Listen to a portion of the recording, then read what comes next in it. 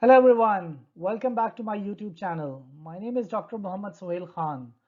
In this particular session, I will be talking about organizations as an open system. So before going into the details of describing how organizations are working as an open system, let's define what is an open system, what open system is. So an open system is a system that regularly exchanges feedback with its external environment. So the common aspects of an open system would be the exchange of the feedback with its environment. If we just looked at the critical aspects or the critical important aspects of an open system, that will include the boundaries of a system, that will include the external environment, and definitely a whole concept of equifinality. Let's talk about all those concepts in detail. Again, this is the graphical representation of an open system model. Just think organization in that particular viewpoint. So for example, organization has some kind of inputs, organization is delivering some kind of outputs, and between the concept of those inputs and outputs, there is a whole model of transformation. So for example, the information is regarded as an input for an organization. People are regarded as an information for as an input for organization. Finances, energy, those are the kinds of inputs that organization do have. In terms of outputs, organization either produces goods or services. For example, if you're talking about research institutes or if we're talking about academic institutes, they also have an output in the form of the research or ideas or the patents or something of those sorts. However, between the inputs and output, there's a whole lot of the process. There's a what we call the transformation area.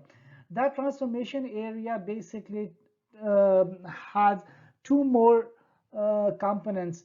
One is the social component of the social fabric of the organization. Social fabric means how the group processes, how the work is being done in that particular organization, how the groups are connected with each other, what is the group cohesiveness in that particular organization, what are the different subsystems that are involved in transforming the inputs to the outputs, what are the different departments that are engaged in those components that are basically transforming the inputs to outputs. At the same time, there is a technological component. Whenever we are talking about the technological component, we do not necessarily means the IT related technology. Basically, what we mean here is the processes, the process of transforming the inputs to output. What are the engineering mechanism? What are the processes that are involved in producing the goods and services? So social components, we mean people, we mean culture of that particular organization, the group dynamics, how things work. And the technological component basically talks about the real processes that are involved in terms of transforming the inputs to outputs. However, if you just look at the very bottom, there is always a feedback loop that is involved in transforming all those aspects. So for example, when we are delivering some kinds of goods or services, we are also getting the feedback from our customers, from our stakeholder in terms of either we need to adjust our inputs or not. And at the same time, if we look, there's a whole environment in which the organization basically working in. So at the same time, organizations are also getting feedback from their particular environment. So let's talk about the philosophy of considering organization as an open system. So initially, in the initial literature, in the initial management literature, we used to talk about classical management theory. So classical management philosophy or the classical management theory basically view organization as a machine. So the goal was on efficiency, on productivity, and control. We heard about Taylorism. So according to Frederick Taylor, there is only one right way, or how he said that there is only one best way of doing things. So initially, the classical management theory talks about the organization are just responsible for delivering the efficiency or the productivity is the main concern. However, considering as an open system, organization were viewed as a whole organism. So for example, we are not talking about the goal, or we are not talking about just the input, we are not talking about just the output, or we are not just concerned with the productivity. We have to consider organization as a system where we need to understand that the organization works as a system where there is a whole philosophy of input, there's a whole philosophy of output, and in between there's a whole process or the transformational area that basically transform the inputs to the outputs.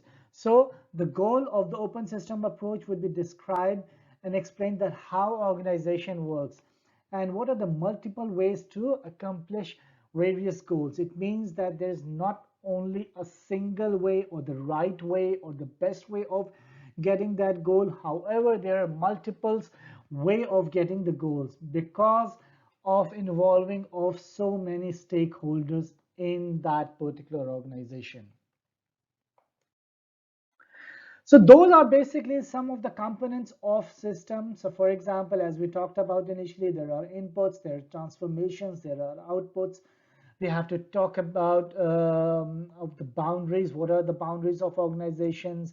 What about the feedback? What is the concept of equifinality? And definitely, what will we think in terms of alignment? Where we need alignment, whether the system just work because of the alignment. So we have to consider all those aspects while talking about the open system approach. So let's talk about inputs, transformation, and outputs. As I already mentioned, that information, energy, people, finance will basically considered as an input for any organization. At the same time, outputs will include goods, services, and the ideas. Within the inputs and output, there's a whole discussion of transformation. So transformation will include technological component, all the technology that is involved in turning or transforming inputs into outputs. At the same time, all the people that are working towards that common goal. So the transformation basically consider the social component, like the people, like the culture of that organization, and the technological component basically talks about the process or the work process uh, of that particular organization, that how actually the work is being done in that organization. At the same time, as I already mentioned, that organizations are basically affected by the outside environment in terms of getting the feedback. So for example, once we release our goods or services to the people, we'll get some kind of feedback which will help definitely in terms of adjusting our inputs and transformation in a way that is being liked by different people. Now let's talk about the boundaries. Boundaries basically helps to distinguish between the systems and the environment. So for example, the closed systems will have the rigid boundaries, whereas the open system would have much more open boundaries in that sort. So once we are talking about the boundaries, open system basically have the boundaries that has free flow of information. Uh, they are receiving the information, at the same time they are sending the information outside the environment. So this free flow of information inside and outside the environment is really important. In terms of boundaries, once we talk about the boundaries, we also talks about the information or the feedback. This exchange is really important for the health of organization. Basically, because of this exchange, because of being an open system, organization basically somehow establishes themselves according to the taste of their consumers. So for example, they never get old, they always revive their strategies so that they are being liked by the consumers who are basically consume their goods or services. So we have to be really careful in terms of understanding the boundaries of any particular organization. At the same time, boundaries will also give the concept of interdependence. So, for example, organization is a setup or a system of different subsystems. So, for example, if we just talk about the different type of units that are basically involved in an organization, we'll talk about the finance unit, the HR, the production unit, the operations unit, the marketing and the sales unit. So for example, they are independent units on their own sorts. However, once they work or once they are under one organizational umbrella, these systems or these units have interdependence on each other. So for example, interdependence means that marketing is somehow dependent on the operations or the production in some way. At the same time, production or the operations unit is basically dependent on marketing at the same time. Sales is of that same nature. HR or human resources unit also somehow needs to be really interdependent on the other units. So boundaries also talk, in terms of boundaries, we can also talk about the different kind of subsystems that are working in the particular organization. In terms of understanding the interdependence, we have to be really careful that if we make a change in one of the units, so for example, if the marketing strategy has been changed in some way, that marketing strategy needs to accumulate or needs to take in account of all the inputs of all the other units. So for example, the change in marketing strategy may trigger change in operations strategy. Change in operations strategies may trigger change in some kind of human resources strategy. So we definitely need alignment between the subsystems so that the organization can flourish in a way that is being supposed to be. At the same time, the interdependence nature of those particular subsystems is really important, as we have a concept of synergy. For example, what is synergy? Synergy means the system is greater than the sum of its parts. So for example, marketing unit in isolation doesn't work in that way. So for example, if we work in a marketing unit, it cannot deliver any goods or services without the collaboration of operations unit. Operations unit cannot work without people, so there is always some interdependence of human resources in the operations. At the same time, nothing can work without finance.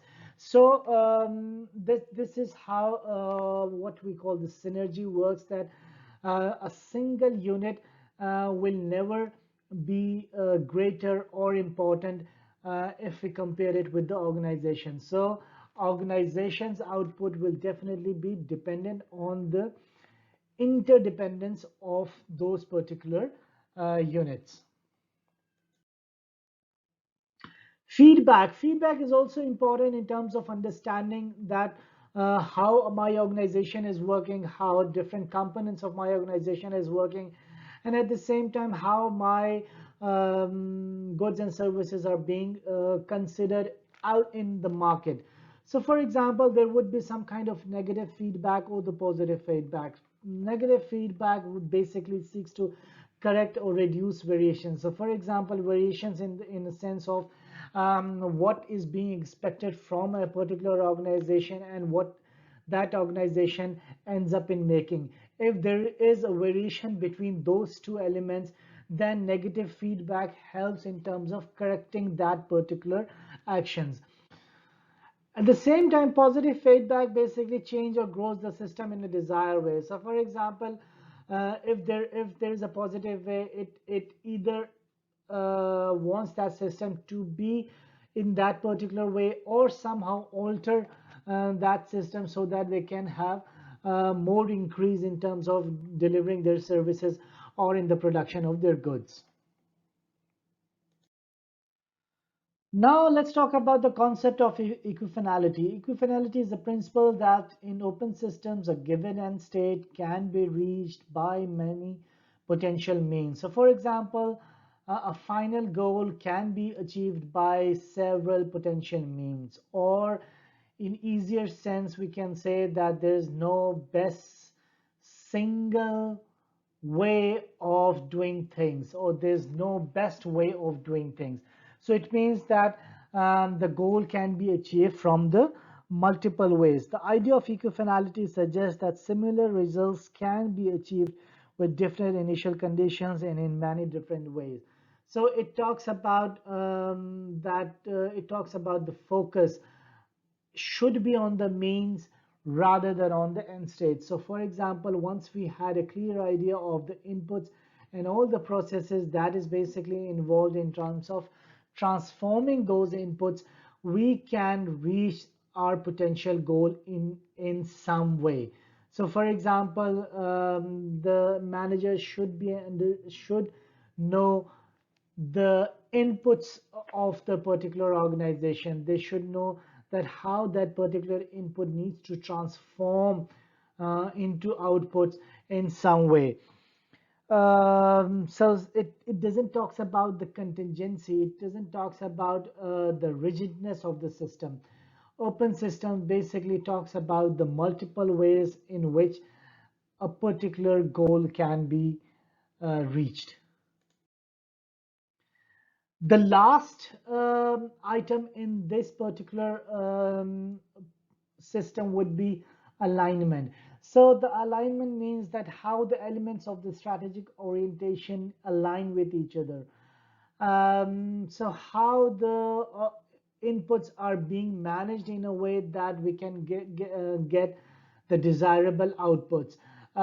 In terms of talking about the organization effectiveness, so for example, if we are talking about the increase in organization productivity, so what does we mean by that? What does we mean by increasing the organization capabilities? What do we mean by increasing the organization productivity? Whether it's in the number, in terms of numbers, whether it is in terms of number of units produced, whether it is in terms of the quality of the services. Once we know our end goal, we should align our systems accordingly. So for example, the strategy needs to be aligned, the organization strategy needs to be aligned with the operation strategy. Our operation strategy needs to be aligned with our human resources strategy. Our human resources strategy needs to be aligned with our production strategy. Our production strategy needs to be aligned with our marketing and sales strategy. Once all the units of that particular organization are being aligned, then there is the only way that we can get the desired organizational effectiveness. As it mentioned in the last, that organization effectiveness is likely to be higher when there's a good alignment between the organizational structure, between the environment where the organization is working in, between the inputs, between the outputs, and definitely in terms of transforming those inputs to outputs.